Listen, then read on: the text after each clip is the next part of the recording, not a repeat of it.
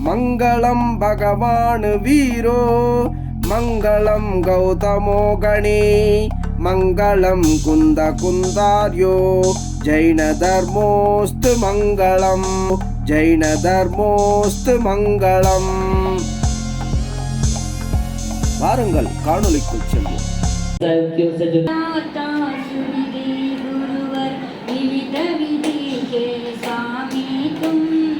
विधि बताते सत्य मार्ग की जन जन के कल्याण तुम। विधि निर्जरण करे कर्म की विधित्व को पा जाए अनु। विविध विधि के नायक गुरु प्रणमु स्मरु मैं आप करूं। विविध विधि के नायक गुरुवर प्रणमु स्मरु मैं आप करूं। डबल कलराट श्री मां आदिनाथ भगवान की जय। डबल चारी चक्राचार्य श्री आदि सागर जी महाराज की जय। डबल तीर्थ भक्त श्रीमणाचार्य श्री महावीर कीर्ति जी महाराज की जय। डबल सिद्धांत कीर्ति माता कुमार तपस्वी सम्राट आचार्य श्री सन्मति सागर जी महाराज की जय। डबल महागुरुदेव चतुर्थ भट्टाचार्य विद्या वाचस्पति जिनवाणी संरक्षक तपस्वी आचार्य श्री सुविधि सागर जी महाराज की जय। अहिंसा में विश्व धर्म की जय।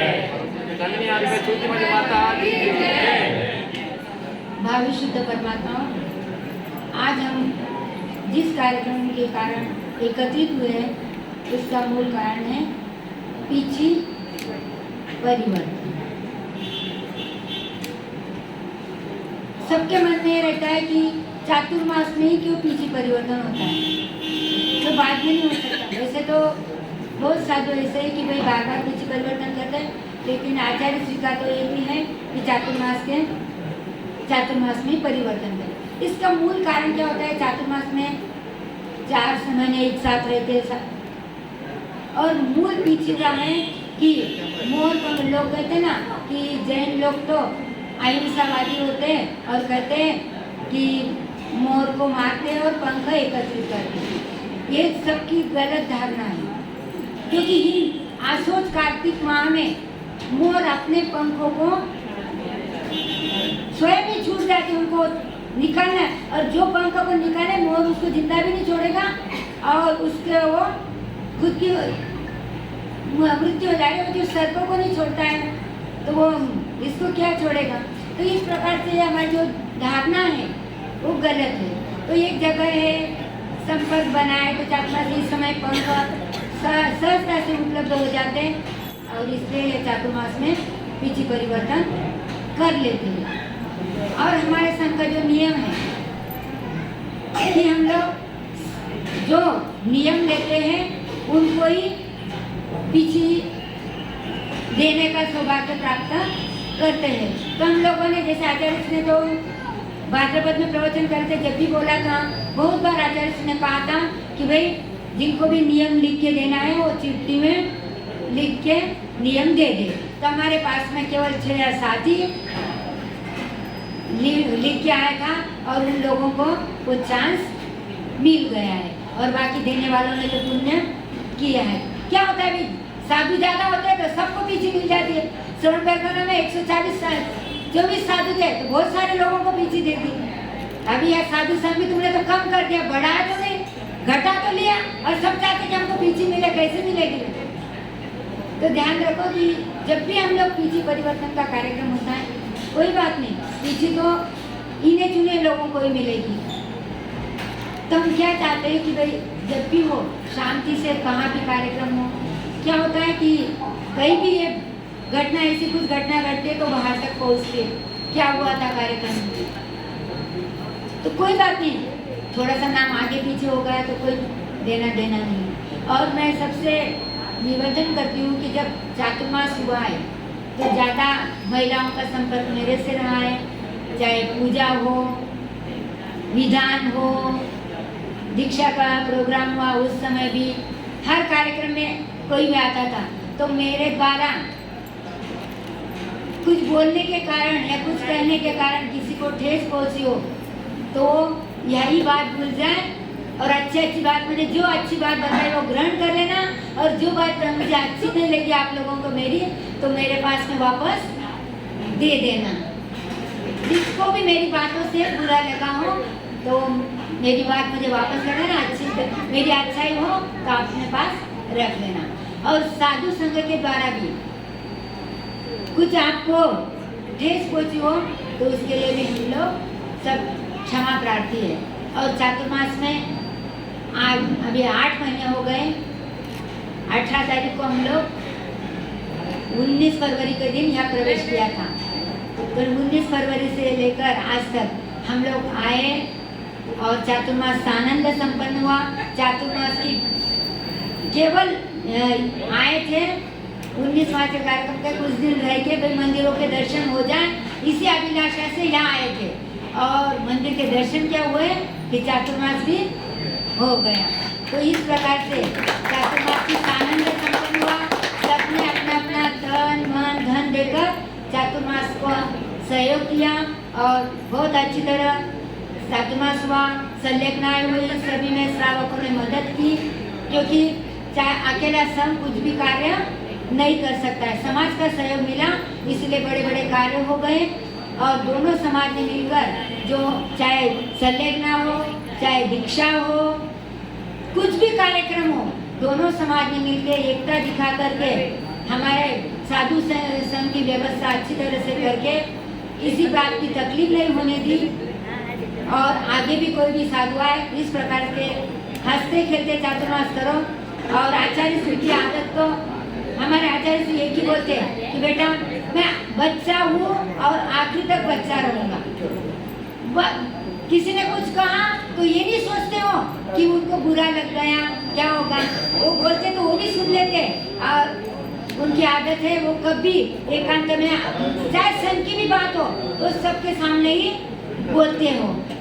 तो आचार्य श्री की एक आदत है वो सबको सामने बोलते हैं, हंसी मजाक हो कुछ भी हो, और वो बोलते हैं कि मुझे पढ़ाई करनी है, मैं यदि हंसी मजाक नहीं करूं तो मेरी पढ़ाई भी नहीं होगी। आज उनका ज्ञान का रहस्य ही यही है। चाहे अपने प्रिया दीदी को पूछो, रांची में भी ये छोटे छोटे थे, जब आते थे हमारे पास में तो महाराज जी प्रतियोगिता करते थे तो बोले आप याद करके नहीं सुना तो मैं आपसे बात नहीं करूंगा। ये लोग सब इतने छोटे छोटे थे कि नहीं अपने से महाराज जी बात नहीं करेंगे, बोलेंगे नहीं तो हम लोग कैसे रहेंगे।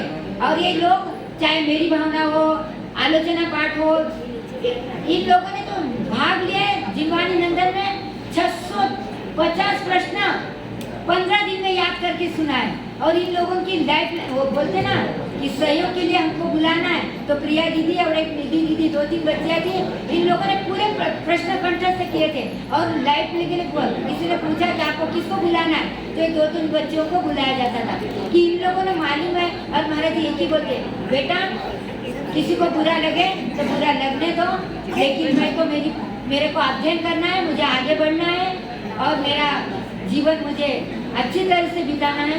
इसलिए यदि आचार्य जी की बातों से भी किसी को बुरा लगा हो तो मैं पूरे संघ की ओर से क्षमा याचना करती हूँ और सबको आशीर्वाद देती हूँ कि संघ का स्वामी जी ने कहा कि चातुर्मास अरिहंतगिरी होगा तो आप लोगों का पूरा वहाँ भी सहयोग चाहिए, आते जाते रहिए। पूरे संघ की ओर से बहुत बहुत बहुत आशीर्वाद। आप सबका भला हो और संयम की भावना जल्दी से जल्दी बढ़े, यही आशीर्वाद सबको। महाराज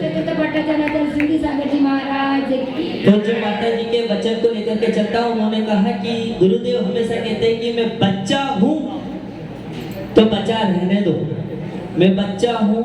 दशरथ भी निवेदन कि मैं बच्चा हूँ इसलिए बचा हुआ हूँ।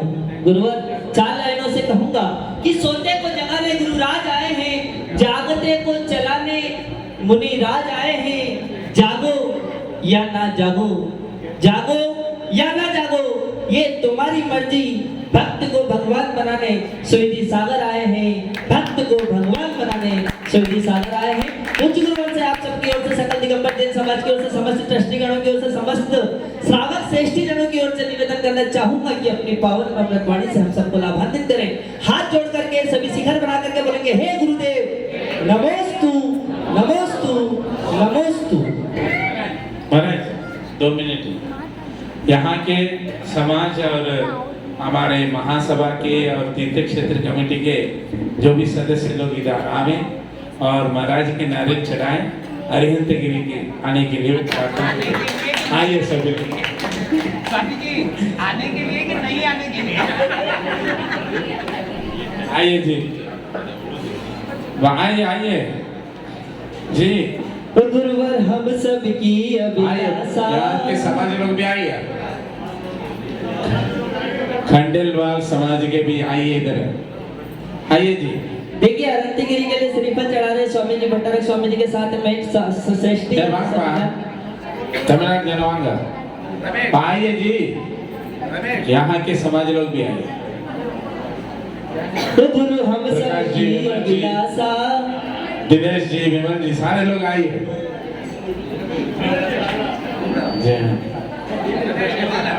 आइए आइए जी, क्या कहता है मंग महेंद्र जी।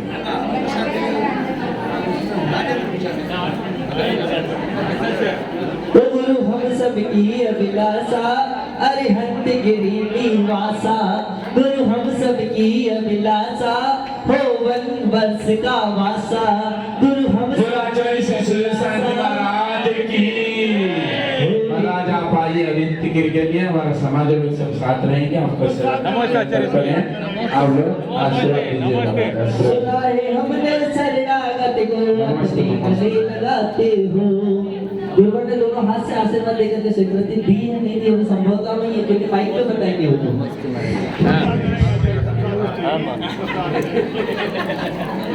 नमोस्तु नमोस्तु नमोस्तु। ओम नमः श्री महावीराय नमः, श्री द्वादशांग श्रुत देव्यै नमः। आचार्य श्री आदि सागर महावीर कीर्ति सन्मति सागर गुरुभ्यो नमो नमः। प्रिय धर्मात्मन, स्टैंड हो जाएगा, कौन है हमारी कहाँ पर? सभी जन जहाँ पर खड़े हैं वहीं बैठ जाओ। यदि निकलना होता तब तक गुरुवर की आंखें बंद थी, तब तक निकल जाते हैं। अब आंखें खुल गई हैं तो सुन लीजिए।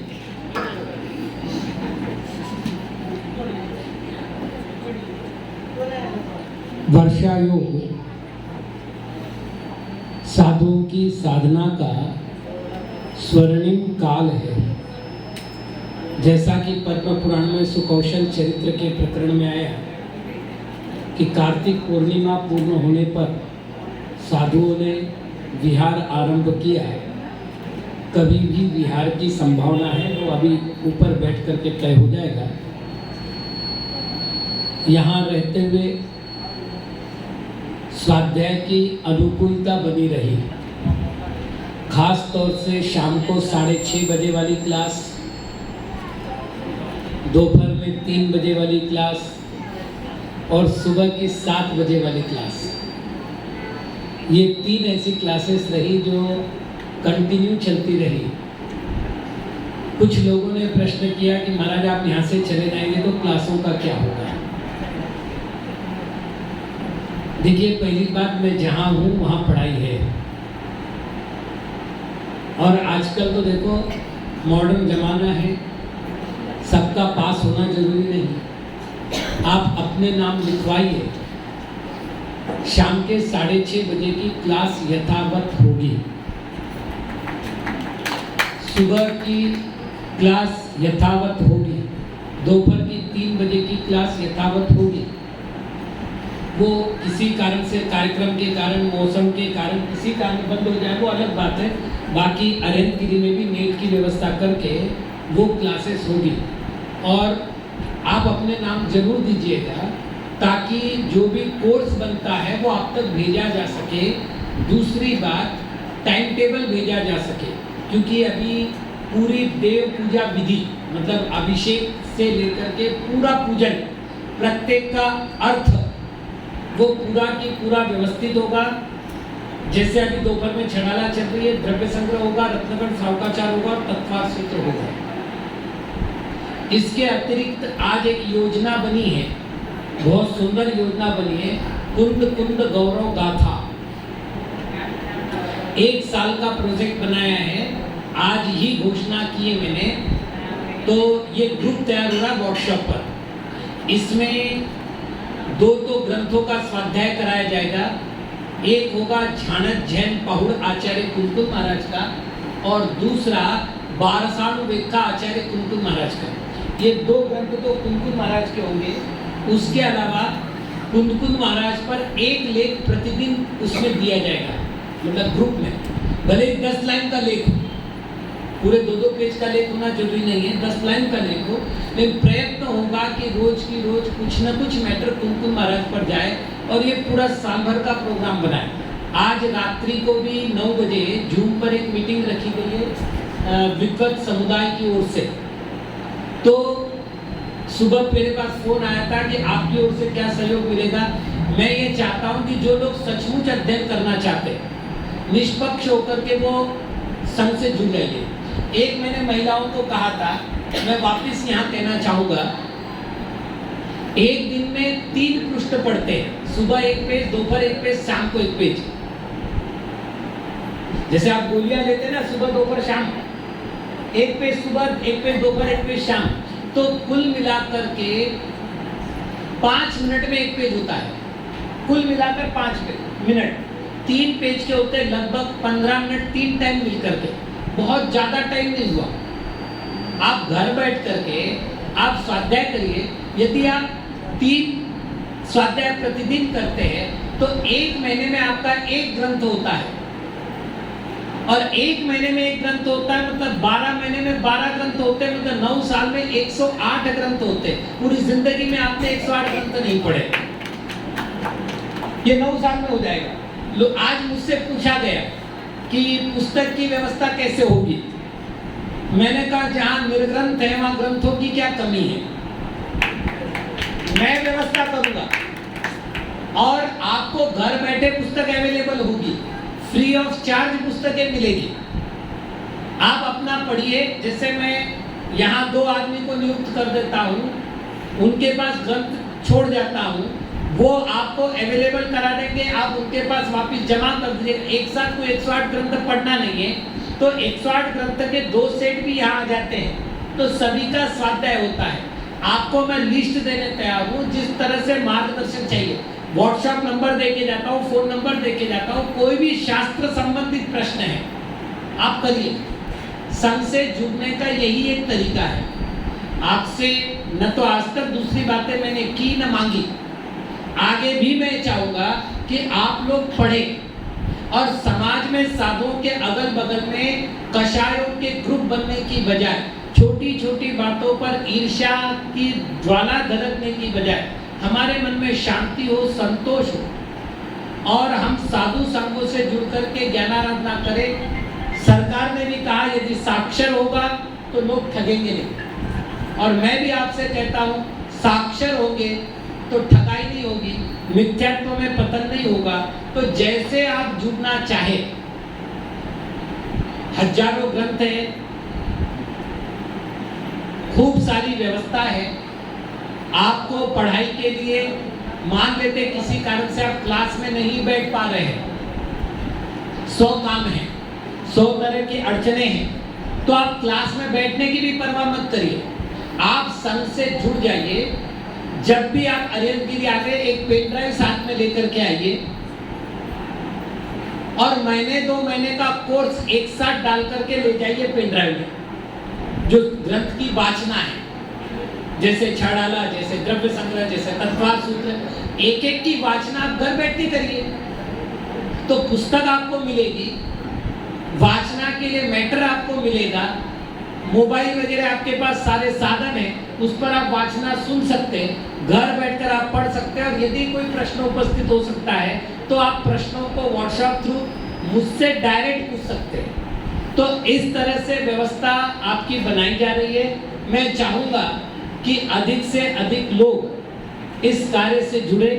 यहाँ से जैसे भी विहार होता है, मैं भी बड़ा उत्सुक हूँ। जहाँ आचार्य समंतभद्र महाराज ने अपना अंतिम श्वास ली हो, जहाँ आचार्य अकलंद देव ने स्वयं एक गुरुकुल का निर्माण किया हो, वो स्थान न्याय और ज्ञान की दृष्टि से बड़ा पवित्र है। उस स्थान पर बैठकर मैं भी कुछ साधना करूं, ये मेरी भी इच्छा है। तो मैं चाहता हूँ कि वहाँ जो भी कार्य हो उसमें आपके समाज का पूरा सहयोग मिले।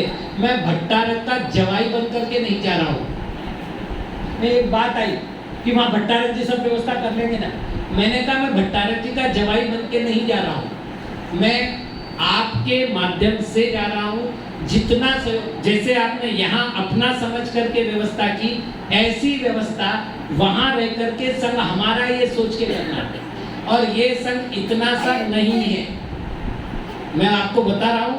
अरिहंत गिरी से भट्टारक जी आपको दोष दे रहे थे, सबसे पहले 2 साधु उन्होंने छीने।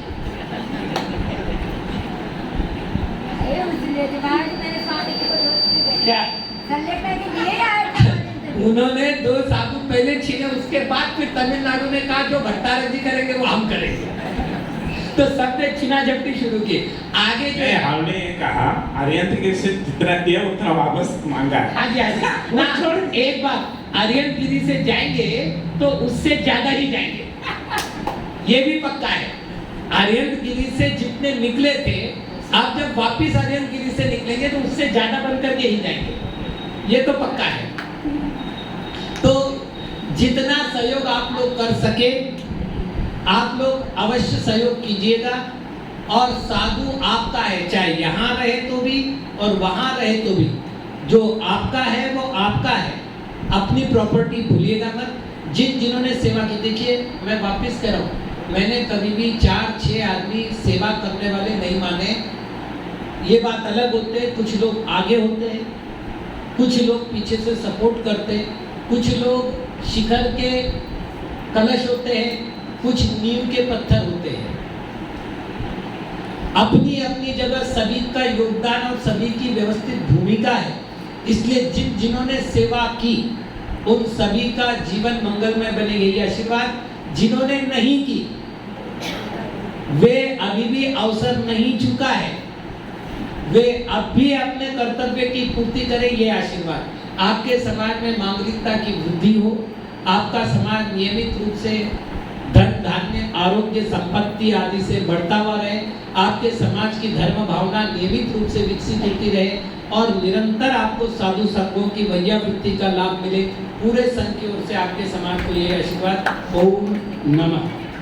पंचगुरु ने सबको मंगल आशीर्वाद दिया और कहा कि कौन कहता है कि बंद घड़ी कभी सही नहीं होती, बंद घड़ी कभी सही नहीं होती, 24 घंटे में 2 बार भी सही होती है, 24 घंटे में 2 बार सही होती है।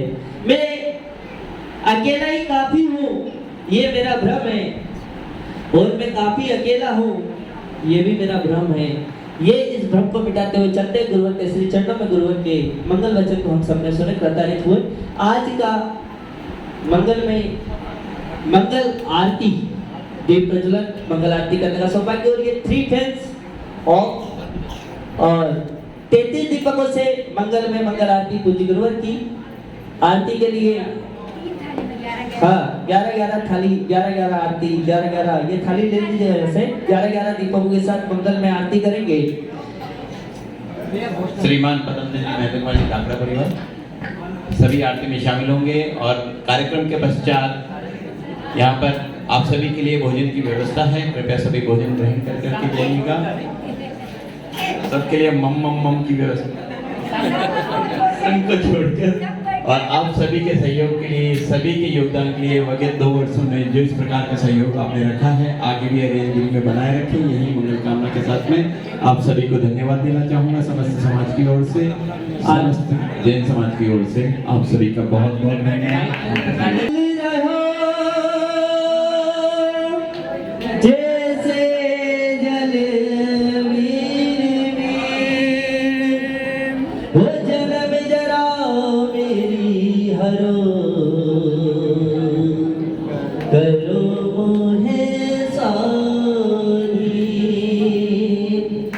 दीप जलाते हैं, वो आरती का दीपक तो जल जाए, जब तक दीपक तो आए। दीपक सभी एक दीपक या 11-11 दीपक जैसे भी आपको लेना लीजिएगा। और मूल आरती का श्रीमान बहन कुमार जी धामका परिवार, पूरा परिवार आ जाए, पदम जी धामका साहब परिवार आ जाए भैया। और